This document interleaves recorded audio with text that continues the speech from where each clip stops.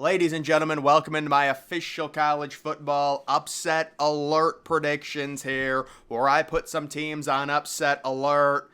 Here for week number 4, we've got big college football games, and then I do have a few parlays I'm going to sprinkle in at the end. And this first one, this is like my grand finale. This is my last Infinity Stone. This is the true Avengers Endgame. After all that we have been through, after I called the Georgia upset, after I called the Alabama upset, after I called the Ohio State upset, here I am, my finale, my endgame.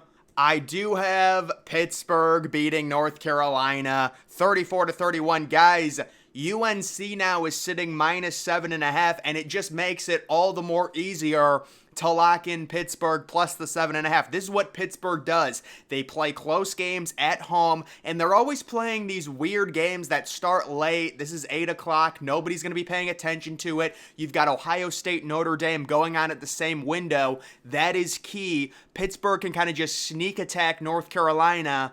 And North Carolina, I've never believed in this team. It's the same thing with Kansas State. I didn't believe in them. I kept picking against them. And eventually you get rewarded with the Missouri upset. It's the same thing. That's why I'm going in on Pittsburgh. Pittsburgh, they can throw the ball enough. They're good enough for an upset, especially at home against a North Carolina team who, quite frankly, has one too many holes on their roster. The next potential upset, it is Miami traveling to Temple. Now, I warned people about this game, and people took my advice. I said, take Temple plus the 24.5. The line's been bet down. Miami is -23.5. By the way, the over-under in this game has gotten crushed. It's down to 49. So this is one of those games where there's going to be nobody at it. It's being played at an NFL stadium. Miami at this point, those kids really don't, know how to handle winning. They just beat A&M 2 weeks ago. They faced Bethune-Cookman last week. They're going to sleepwalk into this game. There's no energy. There's no environment. It's going to be lackadaisical. Temple is underrated this year. They're better than they were last year. Look out for this Temple football team. I do think Miami wins the under, although the over-under again has been bet down. I still like the under 49.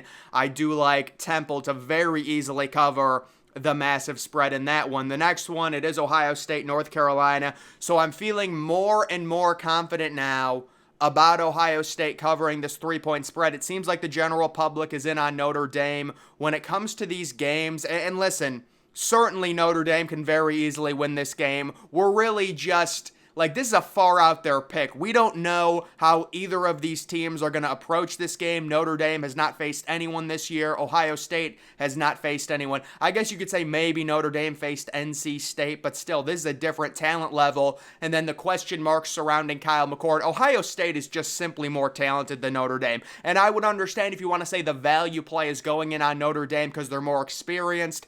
They're at home. It's a raucous environment. It's the idea of, they're going to split the home and homes. Notre Dame is due to beat Ohio State. They haven't beaten them in 70 years. I get all of that, but I am going in on pure talent of Ohio State. I think their defense, surprisingly at this point, is underrated. It's very talented. The emergence of Denzel Burke. I do not see Notre Dame receivers doing anything against Ohio State secondary, which is going to be an added element for Ryan Day, considering how bad the secondary has been in previous years. If Ohio State can shut down Notre Dame's passing game, yes, Notre Dame has a good running back, but Ohio State tends to always have a good run defense, and I think that's a good setup. Ohio State uses their defense to let Kyle McCord settle into this game, and by the middle of the second half, Kyle McCord is humming, and Ohio State ends up pulling away in this one, even after maybe McCord throws an early interception because he's a little revved up. It's a big game on the road. This is a great game on NBC. Notre Dame could very easily win it, but I do like Ohio State and the overall pure talent in this one, 39-27. How about this one? Duke at UConn. People are glossing over this game. Not me. No. Duke is a young team. Well, they're not young because Riley Leonard's an older player, but Duke is just a team. It's not like they've got a ton of talent here, folks. Let's just call it what it is. They're on the road at a UConn team who had a breakout season last year. They won 6 games. They got everyone back this year. And listen, if this is a situation where it's maybe a 7-point game at half, they're going to be revved up. They're at home, 21.5 points. It's too much. I think Duke wins this game, but people seem to be putting Duke on a pedestal way too early when they just don't have the talent to really back it up. And it's nothing against Duke. They've had a nice season. Riley Leonard's a good dual threat QB. He can run, he can throw. Maybe he turns into an NFL prospect, kind of like Josh Allen. I don't know if he has that arm strength. But it's just a situation where people are like anointing Duke and they're like, oh, they're a top 20 team, so they must destroy UConn on the road.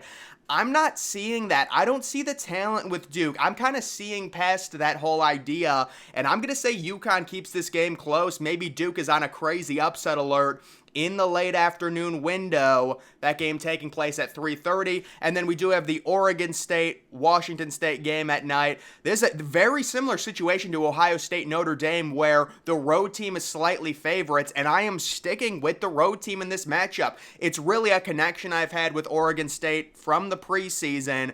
I looked at Oregon State's schedule. I said this team could go on a run with DJ Uiagalelei. Yes, I will agree, there were some red flags last week against San Diego State. DJ Uiagalelei, 14 of 30, 2 interceptions. That's not good. That's not going to get it done on the road in a hostile environment. Washington State, this is really their last hope at this point. They lost their conference. They're ranked right now, but they're getting into the meat of their schedule. It's a very tough Pac-12. They know they're going to lose games. This is the biggest game probably in their program for the foreseeable future because they're going to be in a group of 5 conference. They're going to be revved up for it. It is huge. 7 o'clock on Fox. This game is not going to be talked about because everyone's going to be paying attention to the Ohio State-Notre Dame game. It's in the same window. We'll have to keep our eyes on it. It's a low-key, very good game. If Oregon State can win it, and especially if they can command this game, that's going to be huge. They're probably going to move into the top 12 in terms of that. And then taking a little look at a few parlays that I do like this weekend. Guys, full disclosure, this first one, this is more so just, listen, I'm not saying to do this. It's just a little fun little thing I put together. It's a 10-team parlay. I look at this Wyoming-Appalachian State game, and guys, Wyoming is actually underrated. They're a good team. Appalachian State, not nearly as good this year as they were in previous years. Give me Wyoming on the money line. They're sitting -3. I like the value there. It's very tough to go on the road and win in Wyoming there. Georgia Tech, love them to win outright at Wake Forest. I liked them last week to cover against Ole Miss. It didn't work out, so I'm doubling up on them. Straight up money line +155. I think they're +3.5 now. That line is plummeting down because Wake Forest, everyone knows Wake Forest is due for a loss. Georgia Tech probably going to win that game outright. There's another upset alert, by the way. Georgia Tech over Wake Forest.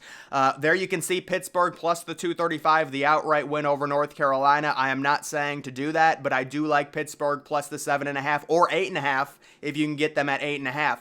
Air Force on the money line. I love Air Force. They're very impressive. I said they were a dark horse playoff team. They're already 3-0. They're only -4 at San Jose State. That's disrespectful. That's an easy parlay, on the money line -185.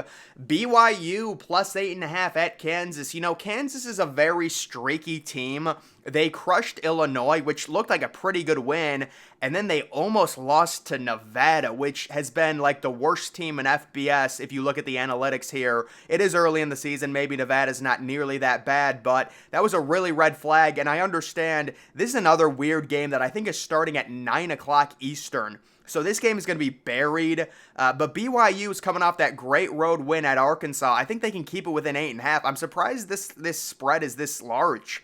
I know Kansas looked good a few weeks ago, but I would have figured this would be like a 6-point spread. Boise State on the money line at San Diego State. Boise State they're better than their record says they are. They had a really gauntlet of a non-conference schedule, and San Diego State this year is horrible. They have no offense. There you can see Oregon State on the money line at Washington State. I do like them to win. Love the over. Arkansas at LSU. There's going to be a lot of points scored in that game. Arkansas with KJ Jefferson, good enough offense. LSU, the breakout with Malik Neighbors. Over 55 seems really good there. You got to take the Bama on the money line. Are they really going to have 2 losses this early in the season against an Ole Miss team who's due for a loss? They'll win that game easily. And then Ohio State at Notre Dame. I am taking Ohio State on the money line. Obviously, that is a very long shot there, but those are just some picks that I do like. And then this is like a free one. So you do these sometimes, these safe parlays where, I mean, listen, if you're going to give me a free $450, I'm going to take it. And that's basically what this is. You've got Cal at Imagine Washington loses after everyone's been anointing them. I would be shocked. That game's on at 10:30 though. Tennessee to bounce back against UTSA. I mean, they're minus 1,500 on the money line. We're just using it as a multiple. Indiana on the money line against Akron. Indiana surprisingly performed well last week in a neutral site game against Louisville. So Indiana might be a little bit better than we expected. I do have Texas State on the money line versus Nevada. You know, Nevada did show a little bit of life last week. I'm really not buying it. Texas State, who knows? Honestly, I just randomly threw that one in there. You've got Michigan minus 2,500. Imagine Harbaugh comes back and Michigan loses to Rutgers. Where would Rutgers is 3-0 right now.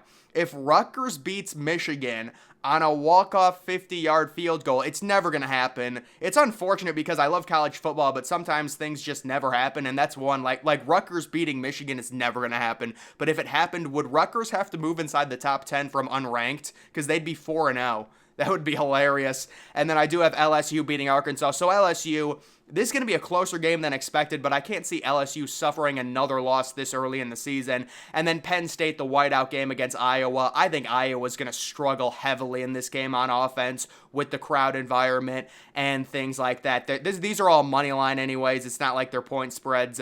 It's just kind of a safe parlay. But either way, guys, that is going to do it for this video. Make sure you're following me on X. Link to that's always in the description.